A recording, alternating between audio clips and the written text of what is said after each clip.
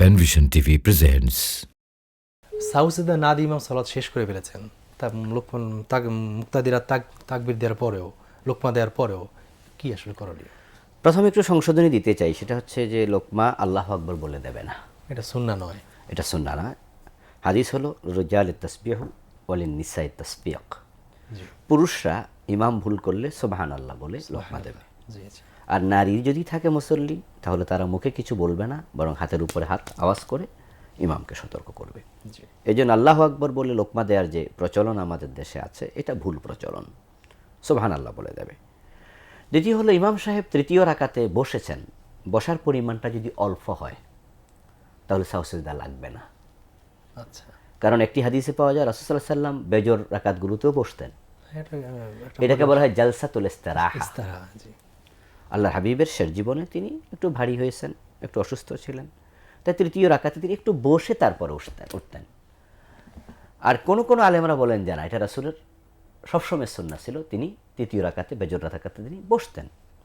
তো যদি ইমাম বসে তাহলে সুন্নাহ আমল হলো, সাউসিদা বসতে সাউসিদা তো প্রশ্নই আসে না। আসে না। তবে হ্যাঁ, সেটা করতে গিয়ে যদি 3 তাসবির চেয়ে বেশি বসে থাকে, ইমাম ভুলে বসেছে, অথবা তাশাহুদ যদি পড়ে ফেলে, হ্যাঁ আসলে এতক্ষণ তো বসে নাই, লোকমা দিয়েছে তো দাঁড়িয়ে গেছে, জি জি তাহলে এই লোকমাটুকু পিছন থেকে দিয়েছে, অবশ্য 3 তাসবিহ পরিমাণ সময় না, ইমাম তো দাঁড়িয়ে যাবে, মানুষ ভাবছে এই অবস্থা উনি বসে সাথে সাথে হয়তো বলেছে, এরকম বোঝা যায়। সাথে সাথেই দেয়, এটা স্বাভাবিক।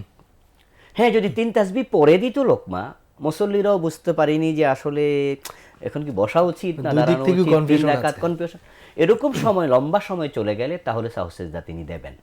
আচ্ছা, কিন্তু স্বাভাবিক বসাতে সাউসিজদা দেওয়ার কোনো প্রয়োজন মানে একটা মুস্তাবা দেয় হলো একটি মত। তা আমার মনে হয়েছে যে এখানে যে ঘটনাটি ঘটেছে, ইমাম সাহেব নিজে মাসালাটা জানেন, ভালো জানেন, এই জন্যই তিনি সাউসিজদা দেননি। দেননি, সাউসিজদার প্রয়োজন নেই। এখন সূত্র ধরেই বলছি যে যদি সাউসিদা দেওয়া উচিত ছিল, দরকারি হয়ে গেছে, দিতে হবে, সেখানে ভুল করেছেন ইমাম, সেক্ষেত্রে কি করবে? হ্যাঁ, যদি দুটো সাউসিজদা সমাধান ওয়াজিব দেন। হয়, জি এরপর ইমাম সাহেব সাউসিজদা দেননি, এই অবস্থা সালাম ফিরিয়ে ফেলেন, তাহলে তিনি একটি ওয়াজিব তরক করেছেন। জি এই অবস্থায় আমরা বলবো তিনি যেন নামাজটা আবার দোহরাইয়া নেন, যদি সুযোগ থাকে। হ্যাঁ, যদি সাথে সাথে লোকজন মনে করে যে এটা করছেন আপনি, কিন্তু ওয়াক্ত চলে গেল, তারপরে মনে হলো তাহলে দোহরানোর প্রয়োজন নেই, তার অনিচ্ছা সত্ত্বে গুনাহটা সহ নামাজ হয়ে যাবে। আর যেহেতু তিনি এটা ভুলবশত করেছেন, আশা করা যায় আল্লাহ গুনাহটা মাফ করে দেবেন, আল্লাহ তো অনিচ্ছাকৃত ভুল মাফও করে দেন। মাফ করে দেন। এখন অল্প সময়ের ভিতরে মনে হলে, আর লোকজন তো সেখানে একসাথে আছে, জি তিনি সেটা দোহরিয়ে নেবেন, এটাই ভালো।